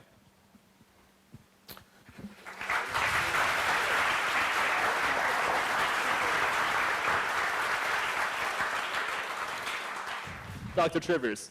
Yes, I'll just simply urge you who are interested in the latest set of lies from A Liar for Jesus, go to www.talkorigins.org, and that'll give you references also to the literature that he's very selectively and in some cases grossly inaccurately referring to. I don't have any more to say about that.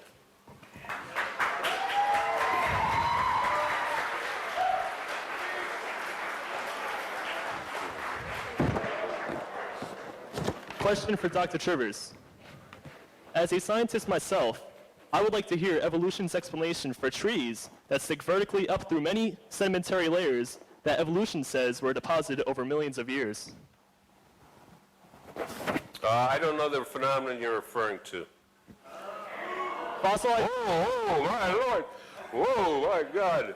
He doesn't know a phenomenon, but I'm honest. That's all I got to say. I don't know the phenomenon he's referring to. No booing, please. All right, Dr. Hope. All right. I do understand the phenomena, and I'm honest, too, and I resent being called a liar tonight. I'd like you to be specific if you have another lie. You give me one at a time, and I'll handle it.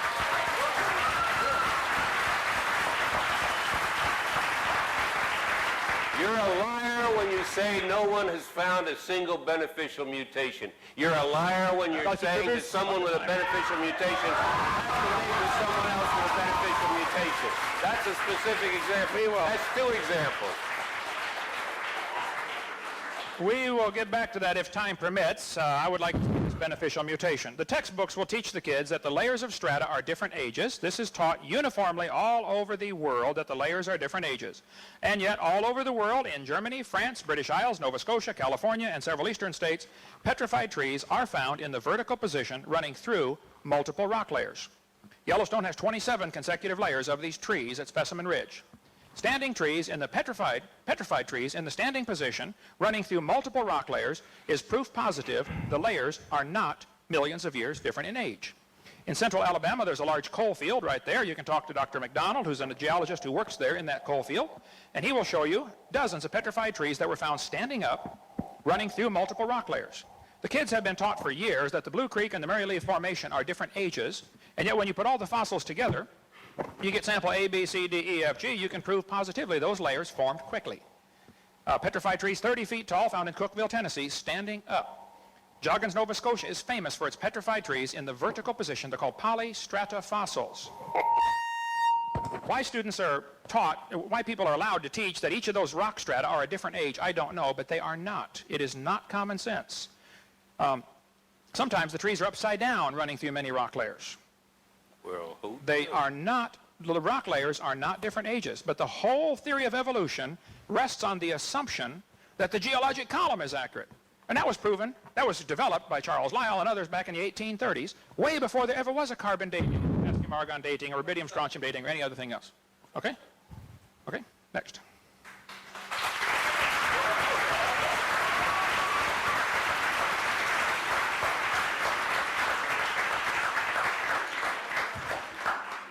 Next question is for Dr. Hovind. The Avimonmus is a bird-like dinosaur that supposedly had feathers. How would you discount this as transitional proof for evolution from reptiles to birds? Okay. The question, did dinosaurs become birds? The Bible says God made the fowl on day 5, he made the reptiles on day 6. Evolution theory is exactly the opposite. Reptiles came first and then birds. This guy says dinosaurs are alive as birds. It's absurd. 99, the USA Today published an article about the missing link was discovered. National Geographic, the missing link, breaking news, we found the proof for evolution. Had a big article about it in November 99.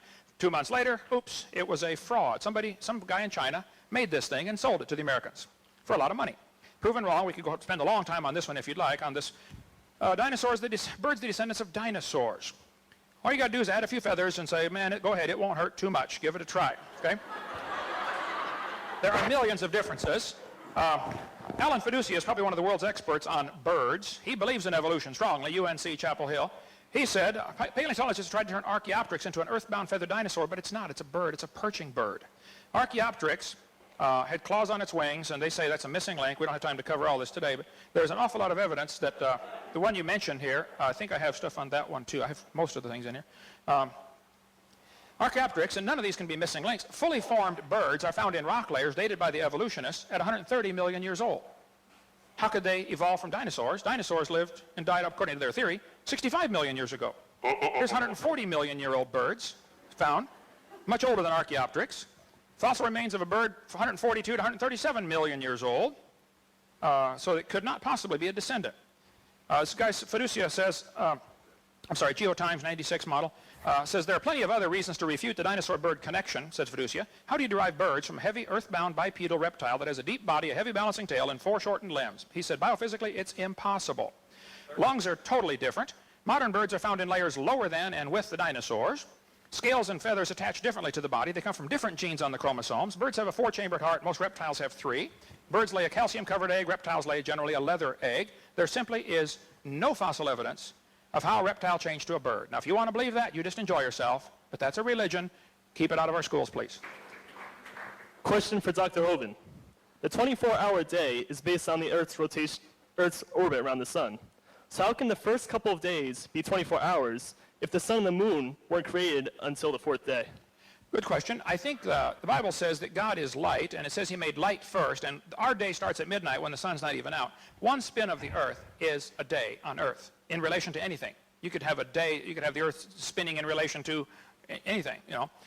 We started at midnight, like I said. So later in Exodus chapter 20, God told his people that I want you to honor the Sabbath because in 6 days the Lord made heaven and earth.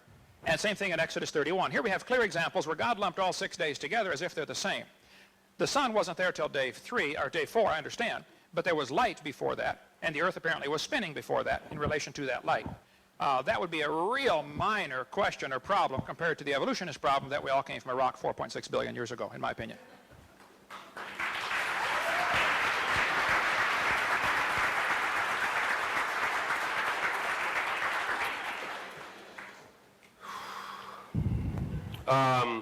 I'll say two things. The answer to that question is too trivial to go into. It's a good question. We measure a day a certain way. Days didn't appear in that form till 4 days into this story. The story is a metaphor. It's not a, hey, they were really 24 hours and you can take it to the bank. If that kind of argumentation satisfies you that, oh, well, there was light and somehow the earth was spinning even before it was created to spin, fine. I don't have anything to say about it. I just want to go back one step. I do not believe that Mr. Hovind knows what a mutation is, because he's now shifted his criterion. Now a mutation is something that suddenly in one jump takes you from this species to a brand new species. That's why he's got to have individuals with 2 mutations matching, because that's the only way Mr. Hovind can imagine 2 new species arriving. Just like everything has to happen in an instant in creation, just like the whole paleontological record has to be wrought in a few months of this horrendous flood he's describing, so his only image, his blinkered image of how you can get a new species from another species is a single event in a single generation. I mean, there are a whole bunch of biology courses which I'm happy to know your children will be taking that'll explain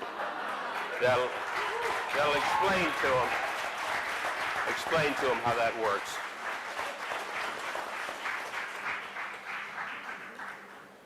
Dr. Hovind? I think that was my response to him. Let's make this the last. Question for Dr. Trivers. Yes, sir. Explain the evolution of a feather. Explain the evolution of a feather.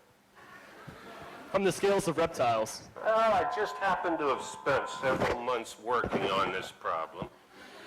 How am I supposed to explain the evolution of a feather? Well, it is uncertain how feathers evolved or what their initial function was. It was initially believed they evolved for flight. It later seemed more logical, and there was, again, some fossil evidence that was consistent with it, that they may have evolved for thermoregulation and later achieved a role in flight. They're believed to have evolved from scales of a reptile, and I'm not a bird anatomist, and I've not spent my life concerning myself with every single detail of every single creature, including, in particular, the details as to how feathers evolved. All right. This biology book says very clearly, bird feathers evolved from the same scales that protected the reptiles so well. Bird feathers are unbelievably complex. Feathers and scales are both made of the protein keratin, but that proves a common design engineer, not a common ancestor. Battleships and forks are both made from iron. It doesn't prove one evolved from a tin can. It proves iron is a good substance with which to make things, okay? And the designer used keratin to create all kinds of things. 1996, Journal of Evolutionary Biology, volume 9, page 140. Hang on. At the morphological level, feathers are traditionally considered homologous with reptilian scales. However, in development, morphogenesis, gene structure, protein shape and sequence, and filament formation and structure feathers are different. Clearly, feathers provide a unique and outstanding example of evolutionary novelty. Now, the guy still believes in evolution. We'll try to fix that. But he says They are unique. They did not evolve from scales. They're just too different. If somebody wants to believe they did, that's perfectly fine. And if you go back and listen to the tape, you'll see several times he said, well, we believe it might have happened, or, could have happened, or something like that. That's fine. I don't care what you believe. It's not science. It's a religion. Face it. Admit it. It's a religion. If you want to believe that, great.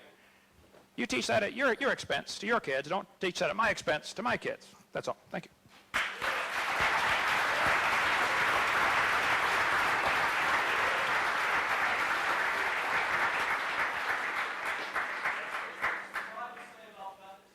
His turn over here. This will be our last question for Dr. Hovind.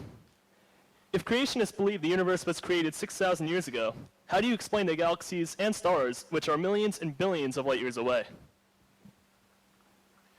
I don't know that I can do that in the time allotted. I will certainly try. We cannot tell the distance to stars beyond a few light years. I'll show you the problems with that in a hurry here. I wish we had more time. I cover this in great detail on video number 7. Let me get up to, or if you watch, it's on my website too, a long answer to this. Stephen Hawking said, stars are so far away, all we see is a pinpoint of light. The biggest telescope, looking at the closest star, all you see is a dot. To measure the distance to something you cannot touch, you have to use trigonometry. You have to know 2 angles and a side, or 2 sides and an angle. Earth is 8,000 miles in diameter, which is basically 0 compared to star distance. So what they've done to enlarge the triangle is they look at the star in January and look at it in June, and now you have a 93 million mile radius on a circle, which is 8 light minutes. So a 16 light minute diameter. A year has 525,000 minutes in it. So if you had 2 surveyors 16 inches apart looking at a dot 8 1/3 miles away, that's the ratio you have using Earth's orbit as the base, looking at 1 light year. That makes an angle of 0.017 degrees. To measure 100 light years is clearly impossible. That's like 2 people in Pensacola on my roof, 16 inches apart, looking at a dot in Chicago. 15 billion years is clearly impossible. We just simply can't measure those distances. Stars probably are billions of light years away. I don't know. Nobody does. This textbook says you can measure 100 light years. Well, I doubt it, but I'll give them 100. So we don't know the distance to the stars. They could be billions of light years. We also have proven pretty conclusively here in the last 20 years that the speed of light is not a constant. At Harvard University, in '99, they slowed light down to 38 miles an hour. The next year, they slowed it down to 1 mile an hour. The next year, they brought it to a dead stop. This was done at Harvard, Smithsonian, and Cambridge. That's what science is, something repeatable, observable, not hypothetical. At Princeton, meanwhile, they speeded light up to 300 times the speed of light. The speed of light has decreased so rapidly over time that experimental error cannot explain it, astronomer Barry Setterfield from Australia said. Here's the chart showing the decline in the speed of light. If we had time, we'd talk about all that. The speed of light was apparently exceeded by a factor of as much as 100. Everything's documented at the bottom of the screen and on my website. The speed of light was 10 billion times faster at time 0. According to Big Bang Theory, the speed of light had to be faster. The speed of light may have changed over history, study says. A shocking possibility is the speed of light might change in time during the life of the universe. Now, 2002, August, Sydney, Australia, said the speed of light may not be a constant. The speed limit of the cosmos is being questioned. There's a new book out called Faster Than the Speed of Light. Thirdly, I think that God made a mature creation. Adam and Eve were full grown. The trees were full grown. It has to be that way. You don't want to make 2 babies and put them in the Garden of Eden and give them a package of seeds and say, here, plant these quick. It had to be mature. A light year is a distance. It's not a time. So if a star is 10 billion light years away, that's a distance. That's not a time. It's 10 billion light years. That's a distance. I don't know how they missed that. The speed of light is not proven to be consistent, so why would star distance have anything to do with the age of the universe? God could have made it, yesterday, if he wanted. I think he made it 6,000 years ago. Everything mature, fully formed, fully functioning. That's my answer. And how'd they say that on America? That's my final answer. There you go. Sorry. Okay.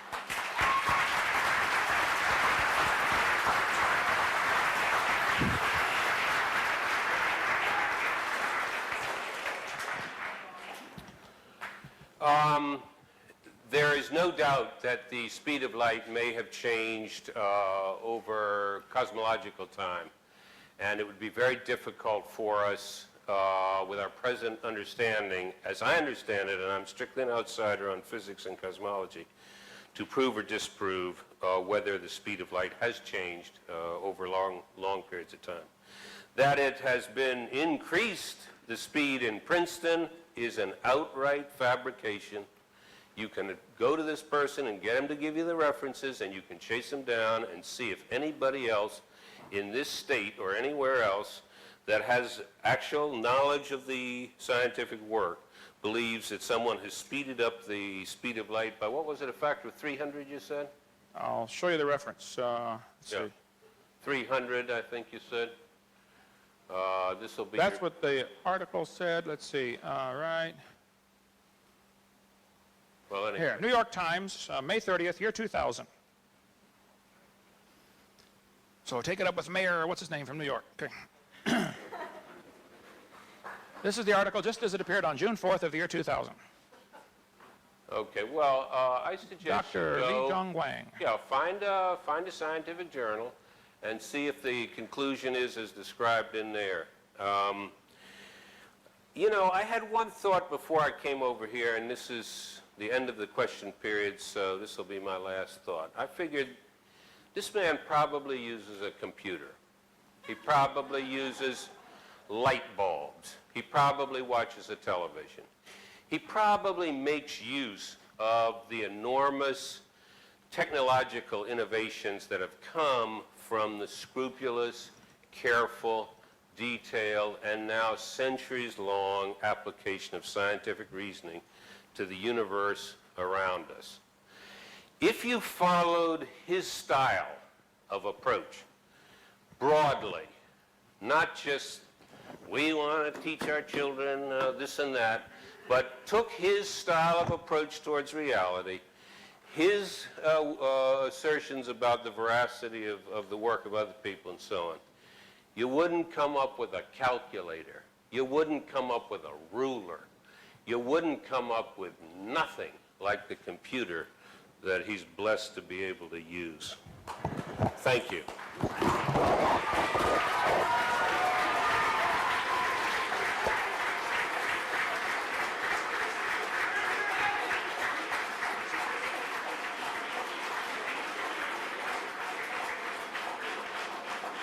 Dr. Trivers had an opportunity for some closing comments. Dr. Hovind, some closing comments, please. I certainly enjoy science. I have nothing against science, but the idea that we wouldn't have computers if it weren't for evolution is simply ludicrous. Evolution has...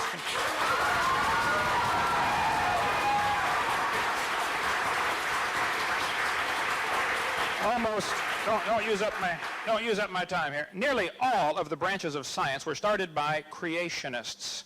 It's the evolutionists that came along and like a leech began to suck the blood out of a valuable science over the last 20 years. Nearly all branches of science were started by creationists, not by evolutionists. I defy you to find me one scientific advancement because of the theory of evolution. The evolution theory is useless. It's not only useless, it's dangerous. We teach the kids they're an animal and then wonder, why do they act like an animal? Well, duh. All these are names of scientists who were believers in creation. So don't tell me that we wouldn't have a computer if it hadn't been for evolution. The guy who invented, like Maxwell, for instance, or Lord Kelvin, and all these guys were the shoulders that the giants were standing on, or the people were standing on the shoulders of giants. These are the giants they were standing on to create a computer. Somebody had to develop the transistor and had to develop the circuitry and printed circuitry, and these guys were creationists. These guys were believers in the Bible. They thought God created the world, and it's man's duty to try to see how God did it and why he did it. I love science, and it's a useless theory. It doesn't help us get a computer or go to the moon. There's no value to it whatsoever. And I resent the implication that all scientists believe in evolution, because they don't. The guy who invented the MRI is a creationist like me. There are thousands of scientists who are creationists. Many are indeed afraid of losing their job because there's a real prejudice against those who don't bow down to the sacred cow. I'm sorry, here, let me find the right one here. I'll give you some examples here very quickly, since these are closing comments here, about some scientists who were wrong in past. Here, many examples of that. Dr. Robert Gentry did incredible research on the disposal of radioactive wastes at Oak Ridge Laboratories in Knoxville, Tennessee. He was one of the world's experts on granites. He published in all the major magazines saying, look, the granites have these little tiny halos in them, radiopolonium halos, indicating this rock was never hot. It forms too quickly. You can get his book or his website, halos.com, if you want to get more on that. Roger DeHart was a science teacher in high school in Washington. He was told he could not tell his students about errors in the textbooks by passing out current science journals. You can't tell the kids there's a lie in your textbook. Kevin Haley, biology teacher, Central Oregon Community College, lost his job for simply exposing errors in the textbooks, because that's a threat to the evolutionist. Baylor University fired William Dembski because he advocated there might be an intelligent designer that caused all this. Forrest Mims was a science writer for many years, for many magazines. He was denied a job at Scientific American simply because he was a creationist. Rod Levake in Minnesota was reassigned just because he expressed doubt in Darwin's theory. Teacher Dan Clark in Indiana was told by his superintendent that he could not introduce creationism to his class just simply by showing current science journals, saying, look, folks, it doesn't work. This is the facts. Dean Kenyon at San Francisco State University was the poster boy for evolutionists for years. He wrote all kinds of books about evolution. And then he made the tragic mistake of getting converted, and they fired him. He sued and got his job back, and now he's teaching again, but only because he was a tenured professor. If a professor stood up 20 years ago in the Soviet Union and said, kids, I don't think communism works. Capitalism's a better system, he'd lose his job or his life. We got the same censorship in America for somebody who dares to question the holy sacred cow of evolution. The students at Texas Tech University offered Dr. Denny $900 if he would debate me 4 weeks ago when I was there. He's the one who refuses to give recommendation letters to his students. He wouldn't take $900 to debate me for 2 hours. And yet he'll stand in front of his class where he's got the obvious academic and psychological advantage, but he won't take on a creationist who can answer his questions. Look, I fly all over the world. I'm willing, I do this at my expense. The churches sometimes take an offering. I want to help. You students need to see both sides of this issue. Now, why so many professors are reluctant to debate this, I don't know. I really appreciate this gentleman coming to do this. I think he's wrong, and I'm going to get him converted, but I'm glad he did it.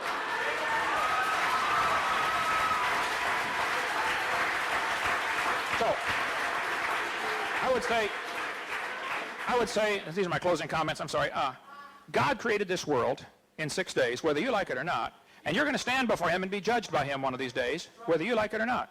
God created it, he owns it, he makes the rules, and we're going to stand before him. You better get ready for that day. Thank you.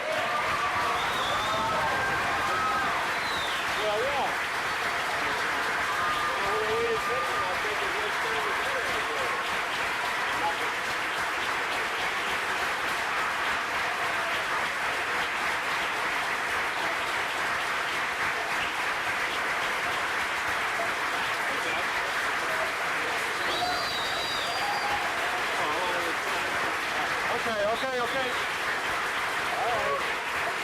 All right. We gave Dr. Hovind a few extra minutes, and we'd like to do the same for Dr. Trivers.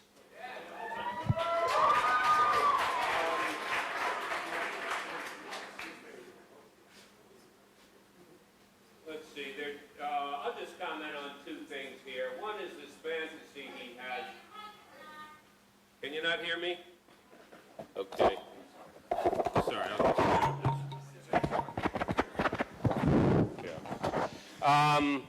I'm just going to make two comments on what he said, and then make a third comment maybe.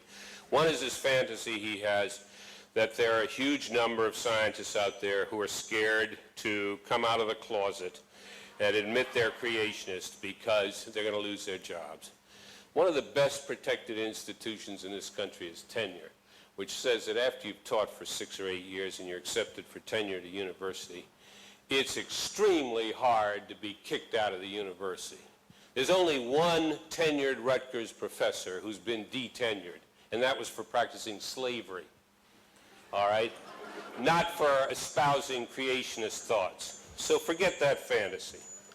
The second thing that I don't want to waste my time illustrating here is that he makes the assertion, let's just call it a falsehood to protect his feelings, that there's not a single useful thing that's come out of evolutionary biology, and that's just lack of knowledge on his part, or pure bigotry, or some unique combination of the two that he's found comfortable to live with.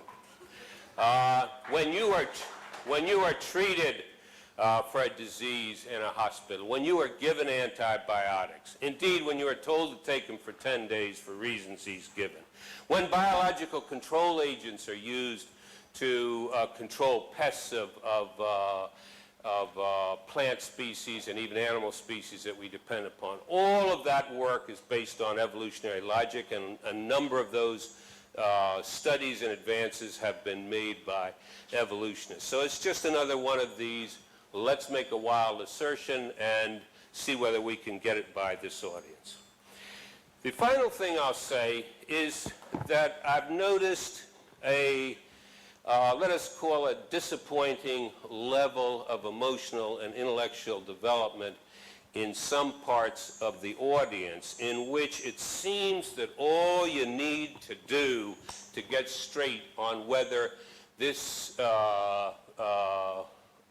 universe evolved or did not is to cry for the name of Jesus and to, amen, brother, amen, and go back and read the Bible as if every single word was printed in stone, and bypass, yes. But even here, there's biblical scholarship that this kind of organism is not going to give you. And I'll just give you one example from Ecclesiastes. Remember now thy Creator in the days of thy youth, when thy strength waneth not, and you say, I shall have no use for them. Why them? Where's them in there? Well, the original word was not creator. The original word was temple prostitute. And the statement was, remember now thy temple prostitute, because that was the way you gave tithes. That was one of the ways you gave tithes in church back then. When your strength waneth not, and you have not, and when you do not say, I have no use for them, for the temple prostitutes. So if you want to take a kind of infantile approach towards Scripture, where you're not even willing to consider problems of translation and real meaning, well... That's one verse, you know. Yeah. Okay.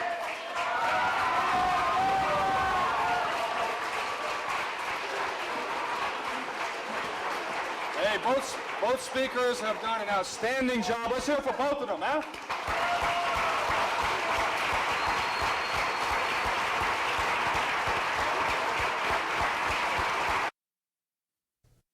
We hope you've enjoyed watching this debate on the topic of creation evolution. This is not just an academic subject. If the creation story is right and God created this world, then we better do what God says. And if you're watching this tape and you're not a Christian, God loves you. He wants you to come to heaven, but He hates your sin. He hates my sin. He won't tolerate any sin in heaven. Since He created the world and He designed it and He owns it, He makes the rules. And His rule is no sin in heaven. Well, we're all sinners, which means we all deserve to go to hell, but Jesus Christ, God Himself in the flesh, died on the cross to pay for your sins and my sins. And February 9th, 1969, I prayed and said, Lord, I'm a sinner. Would you please forgive me and save me? And on that day, I got born again into God's family. You can be born again. All you need to do is admit you're a sinner. Admit that you deserve to go to hell. Call upon Jesus Christ to forgive you and save you. He's the only one who can, and He wants to so badly if you'll just ask Him. If you're not sure you're going to heaven, ask the Lord to save you right now. You could just pray a simple prayer like I prayed back in 1969. I just said, Lord, I'm a sinner. Would you please forgive me and save me right now? If you do that, today will be your spiritual birthday. The Bible says you must be born again in John chapter 3. In John chapter 1, it says you get born again, you become a son of God by receiving Him. When you receive Jesus Christ, you receive His gift that He died on the cross for you, and you receive that for your sins. That's the day you get born into God's family. You become God's child. We have lots of material in our ministry designed to help strengthen your faith in the Word of God and help you grow as a Christian. If you'd like to call or write our office, we'd be glad to send you a catalog. You can get on our website and get lots of information. If you'd like to schedule a debate, I'd be honored to come. Just get my itinerary off my website and find out when I will be in your area. And I'll be glad to come speak at a college, speak at a university, speak at a debate, represent the creation side against as many professors as want to get together. We'll take on 10 at a time. That doesn't matter. You see, God's right and evolution is wrong. It's pretty simple. Thank you so much. Please don't hesitate to call us if we can be any help. Do you want to know more about how to combat the godless theory of evolution? Creation Science Evangelism offers 4 great tools that help strengthen the faith of believers and win the lost to Christ. After 15 years of teaching high school science, Dr. Hovind began Creation Science Evangelism in 1989. We are a ministry that is dedicated to providing tools which will help you combat the evolution philosophy that is destroying the faith of millions every year. The first tool Creation Science offers is their powerful, life-changing video series. Over the last 12 years, well over 1 million videotapes of Dr. Hovind's seminar have circled the globe. They are reaping a harvest of souls for the kingdom of Christ, as well as helping restore the faith of many thousands confused by the evolution propaganda to which they've been subjected. These videos are available in English, Russian, French, Spanish, Japanese, and sign language. The Age of the Earth, first of the 7-part series, teaches that God created the universe about 6,000 years ago in 6 literal days. Could this be true? Can it be scientifically proven that the Earth is not billions of years old? This tape gives solid scientific evidence that the Earth is young and that the Bible is scientifically accurate. How did the environment of the original creation differ from ours today? And how would this allow men to live over 900 years? Can Christians have a good explanation for the existence of dinosaurs? Could some dinosaurs still be alive today? These and many more questions are covered in the second and third part of the series. Evolution has permeated public school textbooks with false and fraudulent information. This video exposes nearly 30 lies commonly found in textbooks. Every public school student, teacher, and school board member needs to watch part 4 of this series. Find out if you have been lied to in your textbooks. Discover the terrible difference evolutionary beliefs have made in the past as well as in recent history in our video number 5. Dictators throughout time have used their evolution-based philosophies to rationalize their brutal actions. Learn how evolution propaganda is being used today to prepare people for the New World Order. This is just a taste of all the information the 17-hour seminar series has to offer. Also available are college courses that expand on the seminars in great detail. For those who can handle a more confrontational atmosphere, our debate series is just for you. I said, now, Mr. Patterson, if you think the tailbone is vestigial, I, Kent Hovind, will pay to have yours removed. Dr. Hovind has debated a wide range of atheists and evolutionists all over the country, and you're sure to find these 12 debates very exciting. These would be perfect to present to that scientifically minded person who likes to argue their point. Our topical series includes exciting topics like why evolution is stupid, public school presentation, children's video about dinosaurs, the Bible and health, Leviathan, the fire-breathing dragon, and many more. Creation Science also offers a variety of visuals, like the longevity chart, which presents the entire lineage of Adam to Joseph as given in Genesis. It's exciting to see exactly how many generations were alive at the same time. Hundreds of books on a variety of subjects, videos on incredible creatures that defy evolution, t-shirts, fossils, and more. Make Creation Science Evangelism the one-stop shopping center for your creation material needs. Our 2 websites, www.drdino.com and www.dinosauradventureland.com, provide our second tool for evangelism. drdino.com is packed with lots of information, from charts and graphs to articles and frequently asked questions. This is also where you will find more information on all of the products CSE has to offer. DinosaurAdventureland.com is great for the kids. They can play lots of fun games and see unusual rides and activities located at Dinosaur Adventureland in Pensacola, Florida. Thousands visit our sites regularly to gain insight into God's creation. The third tool available to you is the live seminars conducted by Dr. Hovind and his son Eric. Since 1989, Dr. Hovind has held seminars and debates in hundreds of churches, schools, and universities in 49 states and 30 foreign countries. His fast-paced, illustrated seminars cover diverse topics, such as evidence for a young Earth, how long Adam lived, dinosaurs living with man, where races came from, radiometric dating, and much more. Our fourth tool is the new, exciting Dinosaur Adventureland. Many thousands have come from all across America to visit our museum, creation bookstore, science center, and theme park, where God gets the glory for science. Our unusual swings, rides, and activities each have a science lesson as well as a spiritual lesson. Captivate everyone from age 4 to 94.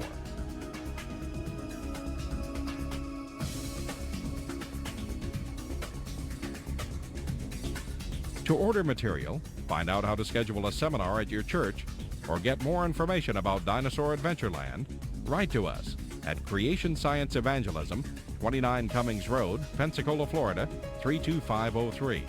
Or call us at 850-479-3466. Or toll free in the U.S. 877-479-3466.